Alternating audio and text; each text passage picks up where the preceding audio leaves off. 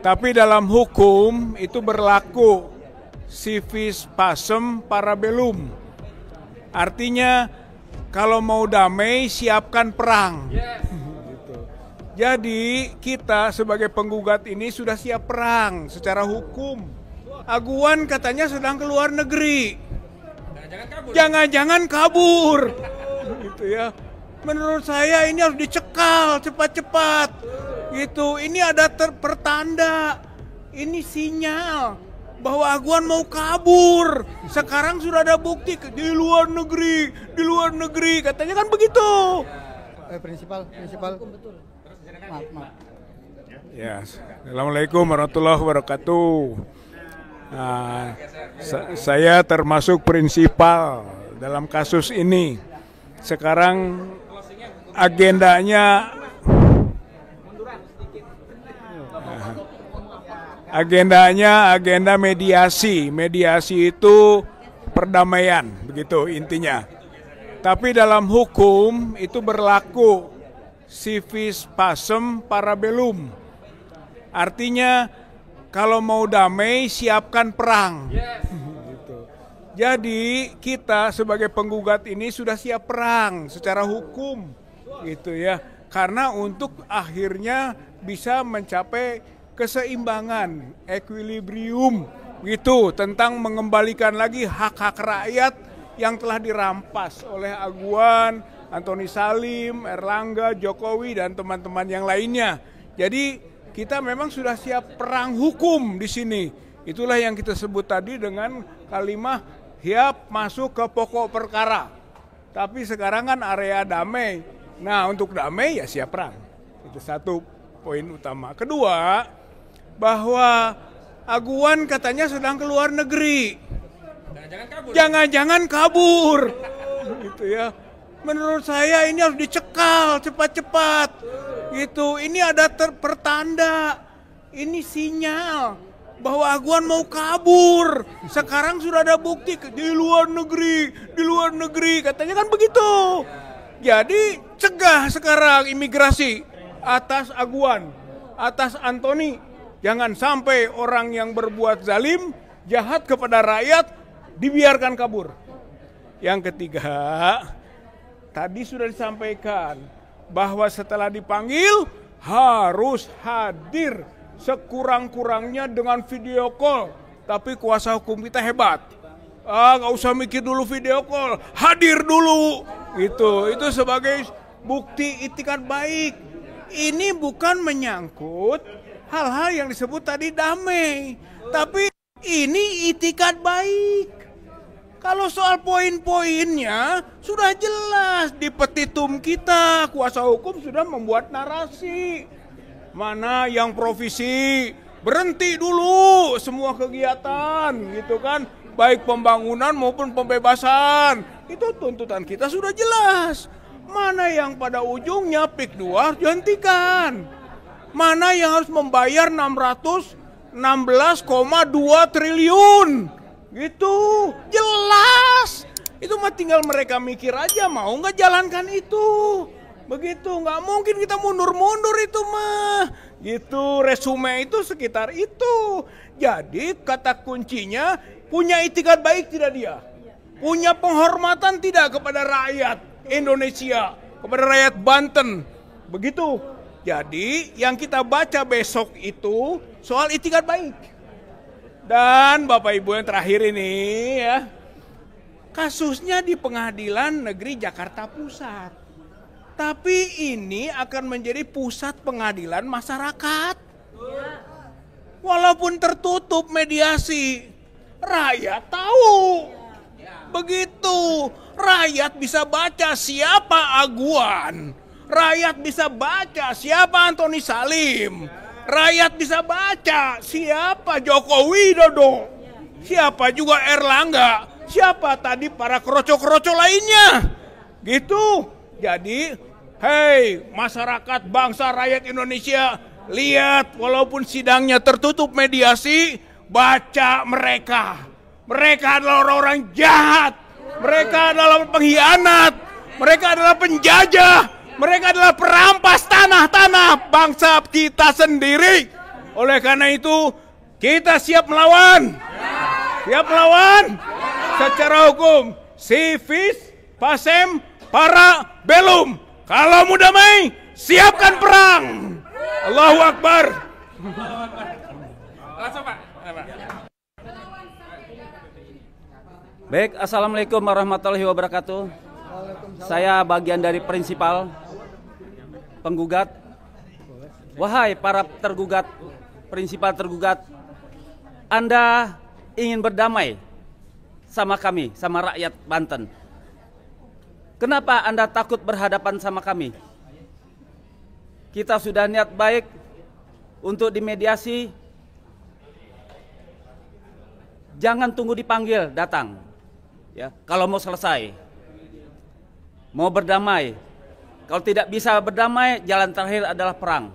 Perang melawan hukum. Kalau itu yang diinginkan, ya kami layani. Datang, ya. Ini waktu kesempatan minggu depan untuk dihadirkan, jangan ada alasan. Kenapa takut berhadapan sama kami? Ya, kami ini mewakili rakyat Banten. Selesaikan masalah ini, perkara ini selesaikan dengan cara yang damai. Jangan menunggu perang. Perang adalah jalan terakhir. Apabila damai tidak bisa diselesaikan, mari kita perang melawan hukum. Di belakang kami rakyat Banten semua. Rakyat seluruh Indonesia mendengar semua perkara ini.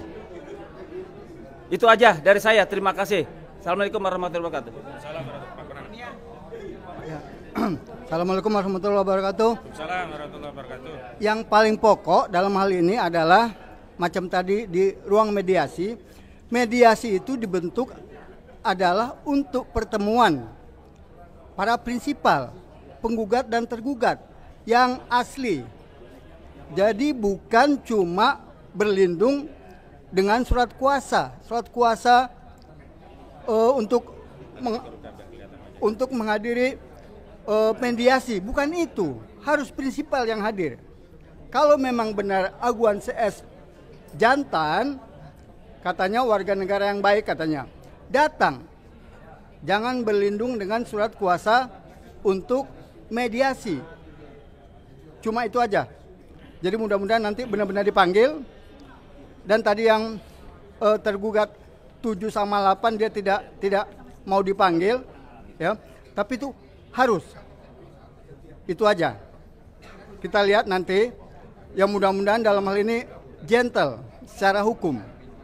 Aguan CS gentle secara hukum, datang, hadapi. Kalau memang benar dan tidak salah, hadapi. Itu aja. Ya. Cukup. Dari HRM dulu Bu.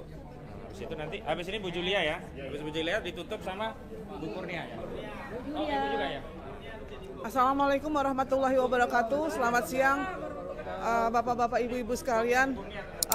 Saat ini kami dari ARM hanya menginginkan agar Bapak Prabowo dalam hal PIK 2 ini untuk mengambil sikap yang seperti dikatakan Pak Said Didu. Sikapnya itu adalah Bapak berpihak kemana? Ke Aguan kah? Ke Jokowi kah? Atau ke perampok negara kah? Kalau Bapak berpihak kepada ketiga itu, rakyat akan berontak. Tetapi kalau Bapak berpihak kepada rakyat, rakyat akan mendukung Bapak. Tolong PIK 2 diurus dengan benar Pak, dibatalkan. Semua PSN yang berhubungan dengan kejahatan-kejahatan negara harus dibatalkan. Bukan hanya di PIK 2 saja. Mungkin ini seluruh Indonesia, di sepanjang pantai Indonesia sudah dikuasai oleh Cina rakus, Cina jahat. Dari mulai Morowali, Sabang, Rempang, semua sudah dikuasai. Terutama Banten, PIK 2 harus dibatalkan. Pak Prabowo, sekali lagi, rakyat mengingatkan Bapak, supaya Bapak adil terhadap rakyat, jangan berpihak, dan putuskan mata rantai Bapak kepada perampok, penjahat, dan Jokowi. Terima kasih. Wassalamualaikum warahmatullahi wabarakatuh. Assalamualaikum warahmatullahi wabarakatuh. Saya sebagai rakyat Indonesia yang hadir hari ini melihat bahwa mediasi kita tidak berjalan dengan lancar. Advokat kita sudah bermaksud baik, berniat baik, tetapi saya sebagai rakyat yang kritis agak heran, ada sesuatu yang aneh yang terjadi pada kasus ini. Kenapa? Pada saat tadi dikatakan bahwa rakyat kita di Banten dizalimi, dipersekusi, kemudian dilakukan segala kezaliman atau segala penganiayaan terhadap rakyat Banten, mengapa ada pihak lain dari pihak Aguan memasarkan PIK 2 secara yang aneh sekali, berbahasa Mandarin atau tepatnya bahasa Cina, sehingga saya rakyat bertanya, tampaknya mereka menjual tanah di negara Banten kepada rakyat negara Cina. Sehingga saya bertanya, selama ini ada kata-kata Pak Prabowo tidak boleh ada negara dalam negara Indonesia. Apakah negara itu negara Cina?